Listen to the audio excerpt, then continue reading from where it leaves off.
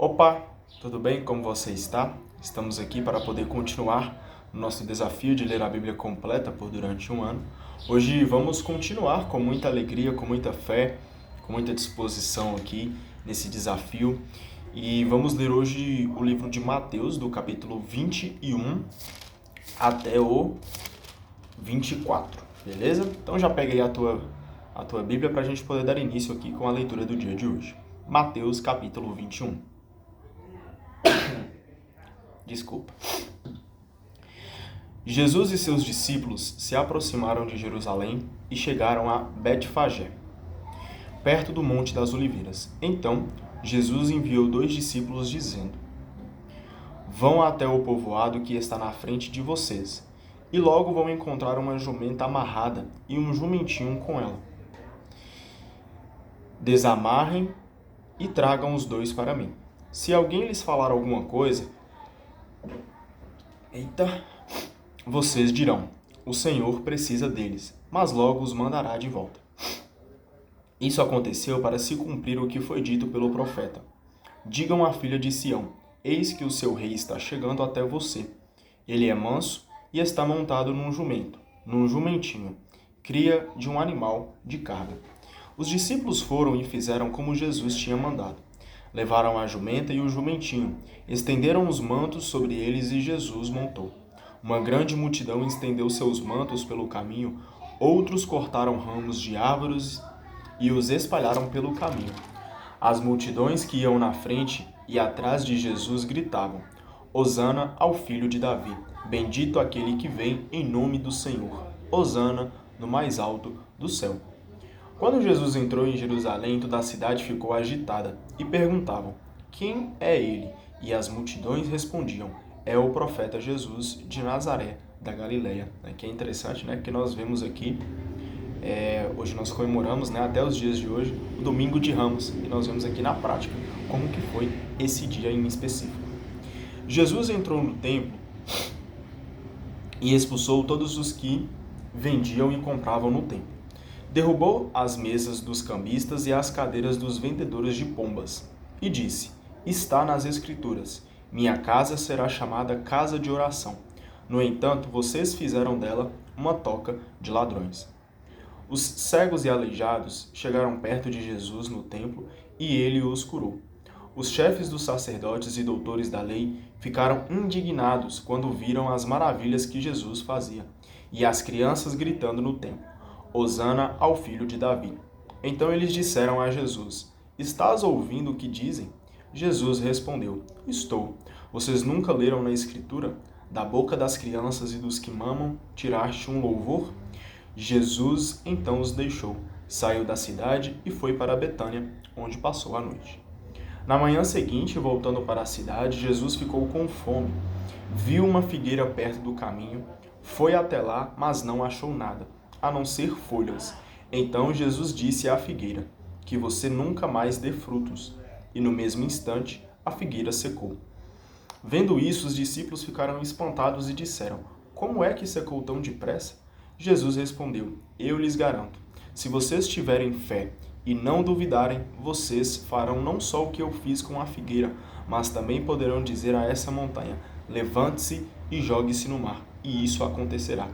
E tudo o que vocês na oração pedirem com fé, vocês receberão. Olha para você ver o que a palavra de Deus nos ensina. E tudo o que vocês na oração pedirem com fé, vocês receberão. Então a palavra de Deus nos ensina a orar, a pedir e ter fé. Essas coisas podem transformar a nossa vida, cara. Oração, pedido e fé.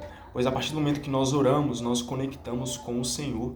Nós criamos intimidade com Ele para poder conversar como se fosse um amigo ali sentado na frente um do outro. Olha para você ver o poder de uma oração. Quando nós pedimos, a gente tem tanta intimidade, a gente sabe que Ele é tão poderoso que a gente se humilha na frente dEle e pede. Fala assim: Senhor, faça a Tua vontade. Senhor, eu tenho uma dificuldade. Como que eu posso resolver isso? Senhor, eu quero alcançar um objetivo. Como que eu vou chegar até esse objetivo? Será que esse objetivo está alinhado junto com aquilo que o Senhor quer para a minha vida? Então temos que pedir. Temos que pedir porque é através do pedir que ele vai olhar para nós e falar assim, calma aí, deixa eu ver se faz sentido isso que ele está falando comigo. Pois a partir do momento que nós oramos, depois nós pedimos, nós temos intimidade para conversar com ele. E ele é o dono de todas as coisas. Ele vai resolver tudo aquilo que o nosso coração deseja, ele vai resolver. E ele vai fazer coisas ainda maiores, ainda melhores, coisas que a gente nem imagina. E a partir do momento que a gente ora, que a gente pede e que a gente faz isso com muita fé, meu irmão, não tem nada nesse mundo que pode nos abalar. Oração, pedido e fé. A partir do momento que oramos com muita fé, que pedimos com muita fé, pode ter certeza absoluta que o Senhor, ele vai te ouvir e você vai receber aquela bênção que você tanto precisa. E você vai receber de forma muito melhor, muito mais agradável, porque vai ser como o Senhor quer. Olha que maravilha, olha que perfeição. Por isso a importância de orar, de pedir e com muita fé. Com muita fé. Não se esqueça de ter bastante fé no Senhor, pois Ele é capaz de transformar a nossa vida. Jesus voltou ao templo. Enquanto ensinava, os chefes dos sacerdotes e os anciãos do povo se aproximaram e perguntaram: com que autoridade fazes tais coisas? Quem foi que te deu essa autoridade? Jesus respondeu: eu também vou fazer uma pergunta para vocês. Se responderem, eu também darei a vocês com que autoridade. Eu também direi a vocês com que autoridade faço isso. De onde era o batismo de João? Do céu ou dos homens? Mas eles raciocinavam, pensando: se respondermos que vinha do céu, ele vai dizer: então, por que vocês não acreditaram em João?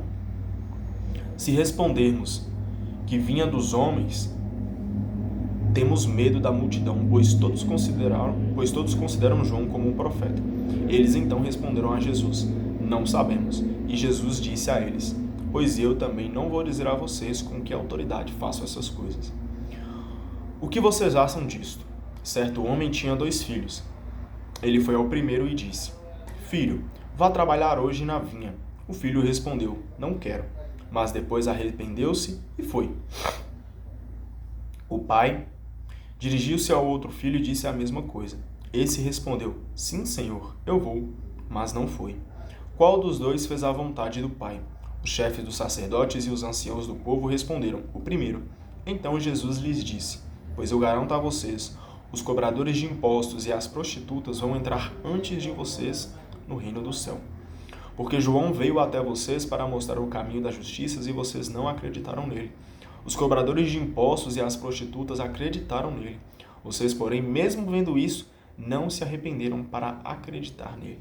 Por isso, arrepender. Arrepender é acreditar que ele é o nosso Salvador, que nós devemos colocar ele acima de todas as coisas, amar a ele verdadeiramente. Então vamos nos arrepender das nossas fraquezas, dos nossos pecados, pois é só Deus quem vai nos salvar. Escutem essa outra parábola. Certo proprietário plantou uma vinha, cercou-a, fez um tanque para pisar a uva e construiu uma torre de guarda. Depois arrendou a vinha para alguns agricultores e viajou para o estrangeiro. Quando chegou o tempo da colheita, o proprietário mandou os seus empregados aos agricultores para receber os frutos. Os agricultores, porém, agarraram os empregados, bateram num, mataram outro e apredejaram o terceiro. O proprietário mandou de novo outros empregados em maior número que os primeiros, mas eles o trataram da mesma forma. Finalmente, o proprietário enviou-lhes o seu próprio filho, pensando: eles vão respeitar o meu filho. Os agricultores, porém, ao verem o filho, pensaram: esse é o herdeiro. Venham, vamos matá-lo e tomar posse da sua herança. Então agarraram o filho, o jogaram para fora da vinha e o mataram. Pois bem, quando o dono da vinha voltar, o que irá fazer com esses agricultores? Os chefes dos sacerdotes e os anciãos do povo responderam: é claro que mandará matar de modo violento esses perversos e arrendará a vinha a outros agricultores que lhe entregarão os frutos no tempo certo. Então Jesus disse a eles: vocês nunca leram na Escritura? A pedra que os construtores deixaram de lado tornou-se a pedra mais importante. Isso foi feito pelo Senhor e é admirável aos nossos olhos? Por isso eu lhes afirmo: o reino de Deus será tirado de vocês e será entregue a uma nação que produzirá seus frutos.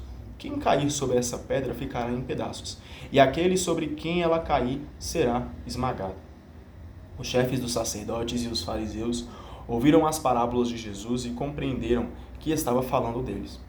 Procuraram prender Jesus, mas ficaram com medo das multidões, pois elas consideravam Jesus um profeta. Capítulo 22. Jesus voltou a falar em parábolas aos chefes dos sacerdotes e aos anciãos do povo.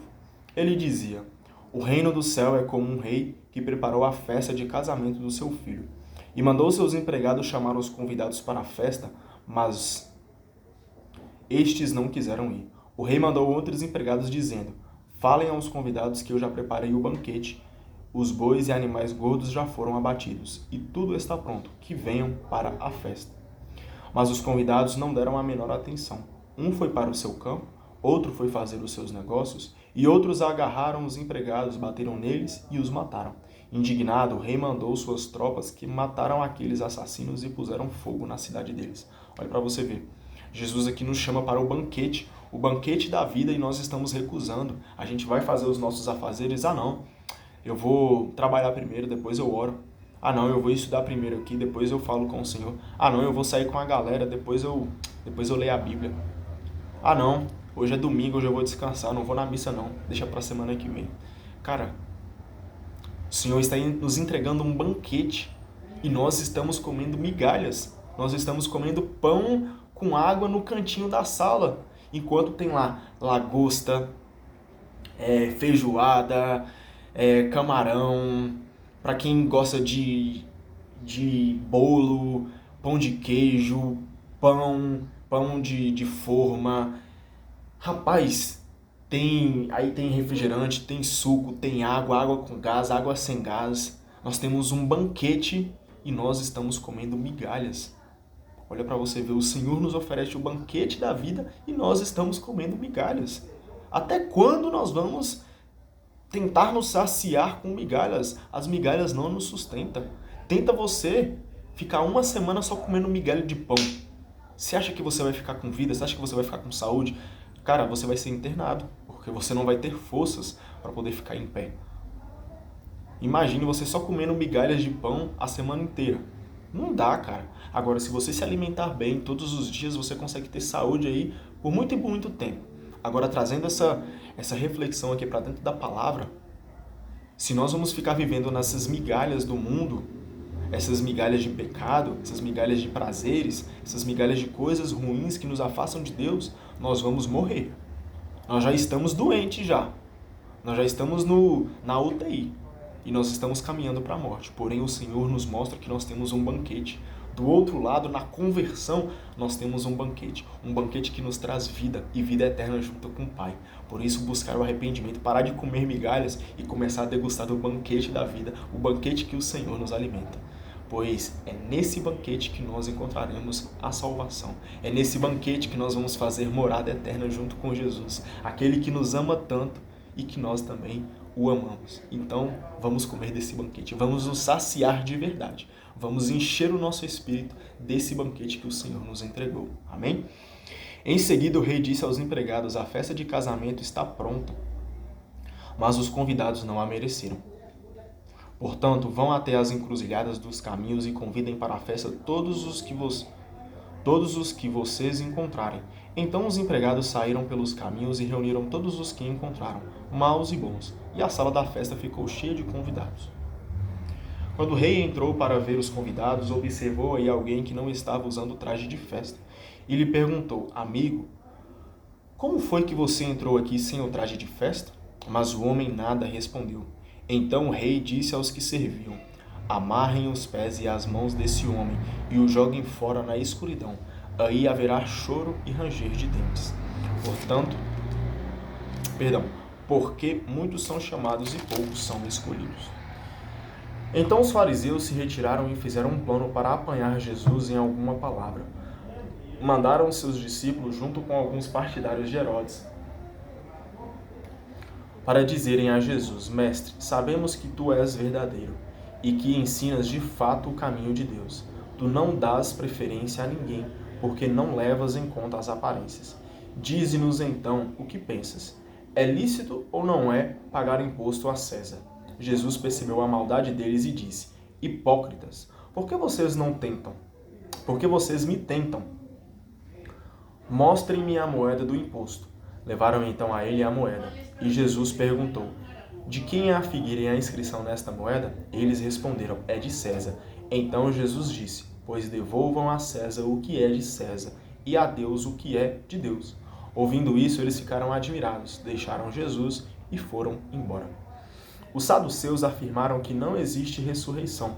Alguns deles se aproximaram de Jesus e lhe propuseram este caso: Mestre, Moisés disse: Se alguém morrer sem ter filhos, o irmão desse homem deve casar-se com a viúva, a fim de que possam ter filhos em nome do irmão que morreu. Pois bem, havia entre nós 7 irmãos. O primeiro casou-se e morreu sem ter filhos, deixando a mulher para seu irmão. Do mesmo modo aconteceu com o segundo e o terceiro, e assim com os 7. Depois de todos eles, morreu também a mulher. Na ressurreição de qual dos 7 ela será mulher? De fato, todos a tiveram. Jesus respondeu: Vocês estão enganados porque não conhecem as Escrituras nem o poder de Deus. De fato, na ressurreição os homens e as mulheres não se casarão, pois serão como os anjos do céu. E quanto à ressurreição, será que não leram o que Deus disse a vocês? Eu sou o Deus de Abraão, o Deus de Isaque, o Deus de Jacó? Ora, ele não é o Deus dos mortos, mas dos vivos. Ouvindo isso, as multidões ficaram impressionadas com o ensinamento de Jesus. Os fariseus ouviram dizer que Jesus tinha feito os saduceus se calarem. Então eles se reuniram em grupo e um deles perguntou a Jesus para o tentar: Mestre, qual é o maior mandamento da lei? Jesus respondeu: Ame ao Senhor seu Deus com todo o seu coração, com toda a sua alma e com todo o seu entendimento. Esse é o maior e o primeiro mandamento. O segundo é semelhante a esse: ame ao seu próximo como a si mesmo. Toda a lei e os profetas dependem desses 2 mandamentos. Olha para você ver. O centro da nossa vida é o amor a Deus acima de todas as coisas e amar o próximo como a si mesmo. Olha para você ver, tudo na nossa vida se baseia no amor. Se não existe amor, não existe vida. Se não existe o amor a Deus acima de todas as coisas, não existe vida. Quem diz que ama o próximo, mas não ama a Deus, é mentiroso. Quem diz que ama a Deus, mas não ama o próximo, é mentiroso. Pois é importante a gente entender que o primeiro e o maior mandamento é amar a Deus sobre todas as coisas. O amor aqui não passa a ser só um sentimento. O amor aqui passa a ser uma lei. O amor aqui passa a ser um mandamento. Nós temos que amar a Deus para ter vida verdadeira. E amar no sentido genuíno da palavra, não amar da boca para fora. Não vou amar a Deus só porque eu quero ser salvo, como uma moeda de troca. Não, cara, nós vamos amar a Deus porque Ele é Deus, porque Ele é bom, porque Ele foi e Ele sempre será o Deus da nossa vida. É Ele quem traz coisas boas para nós, é Ele quem traz saciedade, é Ele quem traz vida verdadeira. Como não amar uma pessoa que deu o seu único filho para morrer na cruz, para nos salvar desse mundo tão pecador, desse mundo tão difícil, cheio de tristeza, cara? Como não amar esse Pai? Como não amar esse Deus? Então amar a Deus não por uma moeda de troca, mas amar a Deus porque Ele é Deus. Ele é. Nós vamos amar a Deus porque Ele é. Olha que maravilha. Rapaz, amar a Deus é bom demais. Então, ame a Deus acima de todas as coisas e o teu próximo como a si mesmo. Esse é o centro da nossa vida. Os fariseus estavam reunidos e Jesus lhes perguntou: O que é que vocês acham do Messias? Ele é o filho de quem? Ele é filho de quem? Os fariseus responderam: De Davi. Então Jesus disse: Como é que Davi, pelo Espírito, o chama Senhor quando afirma: O Senhor disse ao meu Senhor: Sente-se à minha direita até que eu ponha os seus inimigos debaixo dos seus pés? Se o próprio Davi o chama de Senhor, como ele pode ser seu filho? E ninguém podia responder a Jesus uma só palavra. Desse dia em diante, ninguém mais se arriscou a fazer perguntas a Jesus. Capítulo 23. Jesus falou às multidões e aos seus discípulos: Os doutores da lei e os fariseus têm autoridade para interpretar a lei de Moisés. Por isso, vocês devem fazer e observar tudo o que eles dizem, mas não imitem suas ações, pois eles falam e não praticam.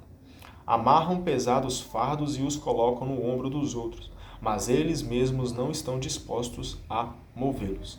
Nem sequer com o dedo, fazem todas as suas ações só para serem vistos pelos outros. Vejam como eles usam faixas largas na testa e nos braços, e como põem na roupa longas franjas com trechos da Escritura. Gostam dos lugares de honra nos banquetes e dos primeiros lugares nas sinagogas. Gostam de ser cumprimentados nas praças públicas e de que as pessoas os chamem mestre. Quanto a vocês, nunca se deixem chamar mestre, pois um só é o mestre de vocês, e todos vocês são irmãos. Na terra não chamem ninguém pai, pois um só é o Pai de vocês, aquele que está no céu. Não deixe que os outros chamem vocês líderes, pois um só é o líder de vocês, o Messias. Pelo contrário, o maior de vocês deve ser aquele que serve a vocês. Quem se eleva será humilhado, e quem se humilha será elevado. Então a palavra de Deus vem nos mostrar que nós não devemos ser cristãos de aparências, ser cristão só para que outros vejam, usar versículos estampados na camisa, usar versículos estampados nas redes sociais, só para se amostrar para o outro. Isso não adianta de nada. Devemos nos humilhar, entender que nós somos criaturas e que nós temos um Criador, que nós temos um Pai, e que Ele que manda em todas as coisas, e que é a Ele que nós devemos prestar culto, pois quem se eleva será humilhado, e quem se humilha será elevado. Então nós temos que entender que nós precisamos nos humilhar na frente do Senhor. Nós devemos humilhar na frente do Senhor. É nossa necessidade. Precisamos nos humilhar porque Ele é o Todo-Poderoso. Ele é quem manda e é Ele quem desmanda. E nós precisamos nos humilhar para servir as outras pessoas, pois o Senhor nos mostra que a humildade é onde nós o encontramos. Precisamos servir, não querer ser só servido, só servido, não. Vamos começar a servir as pessoas também. Ai de vocês, doutores da lei, fariseus hipócritas! Vocês fecham o reino do céu para os homens. Nem vocês entram nem deixam entrar aqueles que desejam. Ai de vocês, doutores da lei e fariseus hipócritas! Vocês exploram as viúvas e roubam suas casas, e para disfarçar fazem longas orações. Por isso vocês vão receber uma condenação mais severa. Ai de vocês, doutores da lei e fariseus hipócritas! Vocês percorrem o mar e a terra para converter alguém, e quando conseguem o tornar merecedor do inferno 2 vezes mais do que vocês. Ai de vocês, guias cegos! Vocês dizem: se alguém jura pelo templo, não fica obrigado, mas se alguém jura pelo ouro do templo, fica obrigado. Irresponsáveis e cegos! O que vale mais, o ouro ou o templo que santifica o ouro? Vocês dizem também: se alguém jura pelo altar, não fica obrigado, mas se alguém jura pela oferta que está sobre o altar, esse fica obrigado. Cegos! O que vale mais, a oferta ou o altar que santifica a oferta? De fato, quem jura pelo altar, jura por ele e por tudo o que está sobre ele. E quem jura pelo templo, jura por ele e por Deus que habita no templo. E quem jura pelo céu, jura pelo trono de Deus e por aquele que nele está sentado. Ai de vocês, doutores da lei e fariseus hipócritas! Vocês pagam o dízimo da hortelã, da erva doce e do cominho, e deixam de lado os ensinamentos mais importantes da lei, como a justiça, a misericórdia e a fidelidade. Vocês deveriam praticar isso sem deixar aquilo. Guias cegos, vocês coam um mosquito, mas engolem um camelo. Ai de vocês, doutores da lei e fariseus hipócritas! Vocês limpam o copo e o prato por fora, mas por dentro vocês estão cheios de desejos de roubo e cobiça. Fariseu cego! Limpe primeiro o copo por dentro, e assim o lado de fora também ficará limpo. Ai de vocês, doutores da lei e fariseus hipócritas! Vocês são como sepulcros caiados, por fora parecem bonitos, mas por dentro estão cheios de ossos de mortos e podridão. Assim também vocês, por fora, parecem justos diante dos outros, mas por dentro estão cheios de hipocrisia e injustiça. Ai de vocês, doutores da lei e fariseus hipócritas! Vocês constroem sepulcros para os profetas e enfeitam os túmulos dos justos. E dizem: se tivéssemos vivido no tempo de nossos pais, não teríamos sido cúmplices na morte dos profetas. Com isso vocês confessam que são filhos daqueles que mataram os profetas. Pois bem, Acabem de encher a medida dos pais de vocês, serpentes, raça de cobras venenosas. Como é que vocês poderiam escapar da condenação do inferno?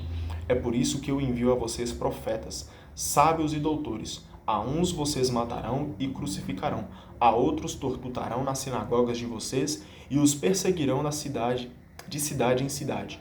Desse modo virá sobre vocês todo o sangue inocente derramado sobre a terra, desde o sangue de Abel, o justo, até o sangue de Zacarias, filho de Baraquias, que vocês assassinaram entre o santuário e o altar.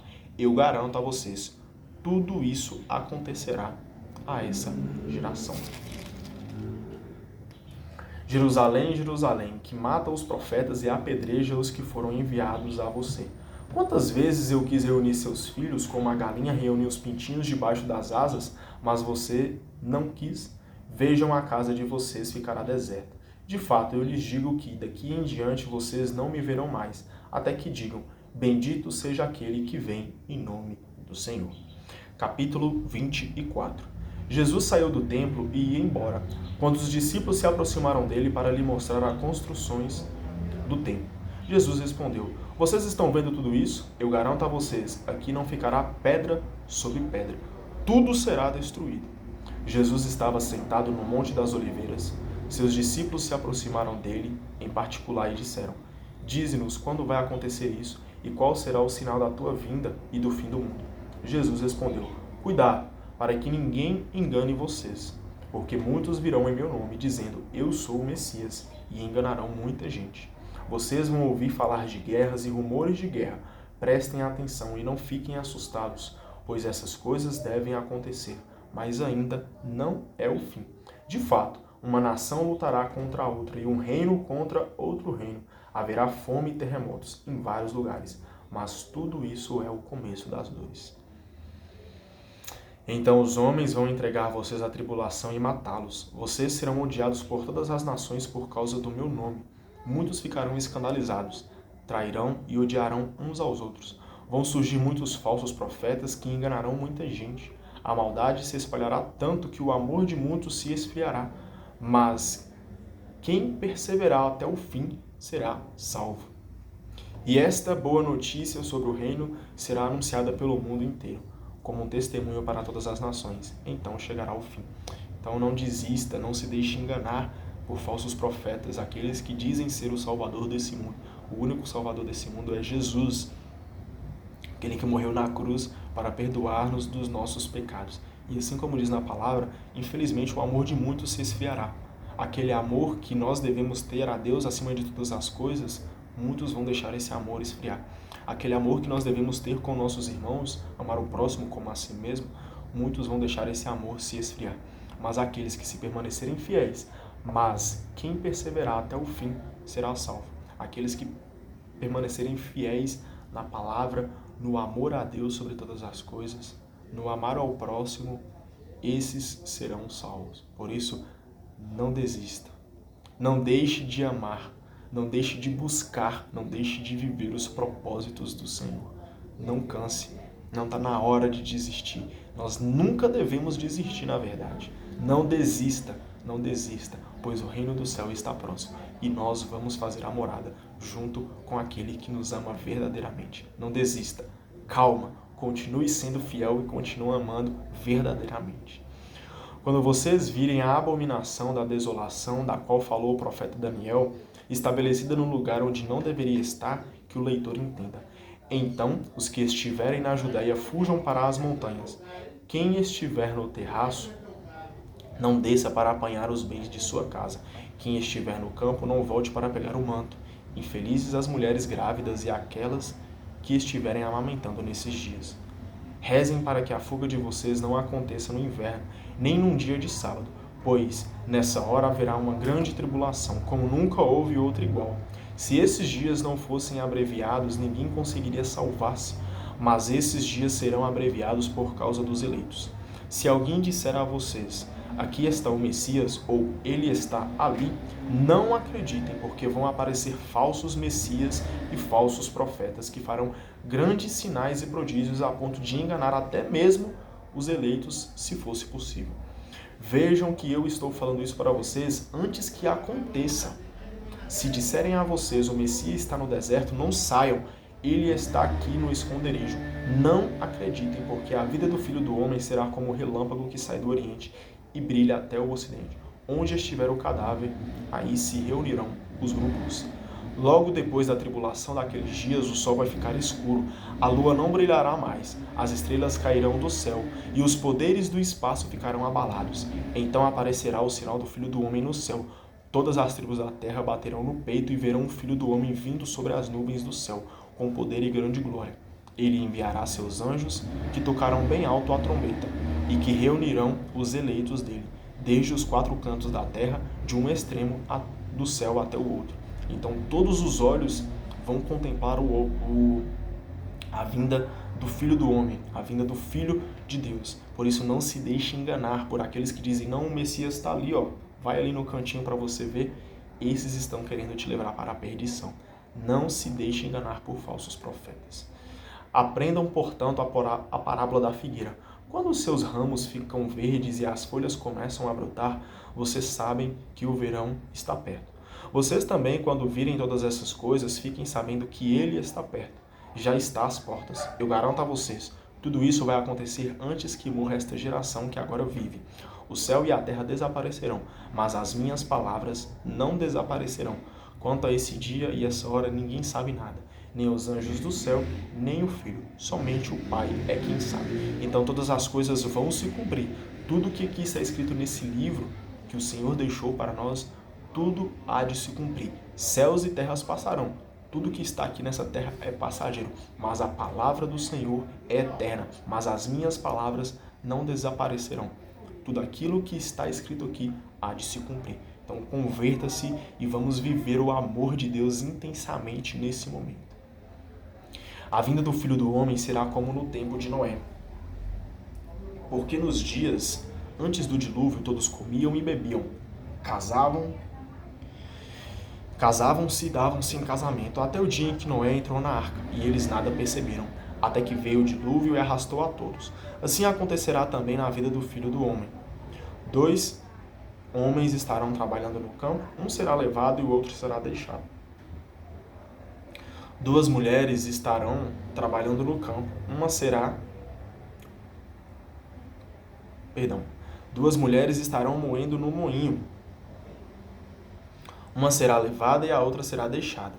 Portanto, fiquem vigiando, porque vocês não sabem em que dia virá o Senhor de vocês. Compreendam bem isto. Se o dono da casa soubesse a que horas viria o ladrão, certamente ficaria vigiando, e não deixaria que a sua casa fosse arrombada. Por isso também vocês estejam preparados, porque o Filho do Homem virá na hora em que vocês menos esperarem. Qual é o empregado fiel e prudente? É aquele que o Senhor colocou como responsável pelos outros empregados. Para o empregado cujo Senhor... É aquele que o Senhor colocou como responsável pelos outros empregados, para dar comida a eles na hora certa. Feliz o empregado cujo Senhor o encontrar fazendo assim quando voltar. Eu garanto a vocês, ele colocará esse empregado à frente de todos os seus bens. Mas se for mau empregado, pensará, meu senhor está demorando, então começará a bater nos companheiros, a comer e a beber com os bêbados. O senhor desse empregado virá num dia em que ele não espera, e numa hora que ele não conhece. Então o Senhor o cortará em pedaços e o fará participar da mesma sorte dos hipócritas. Aí haverá choro e ranger de dentes. Então vamos nos arrepender enquanto é tempo, tá bom? A palavra de Deus hoje nos mostrou isso aqui. Arrepender porque o reino do céu está próximo. Amém? Muito obrigado pela tua companhia. Deus abençoe a sua vida. Não se esquece que a única salvação está em Jesus, tá bom? Não se deixe enganar. Um beijo, um abraço para você. Até mais. Tchau, tchau.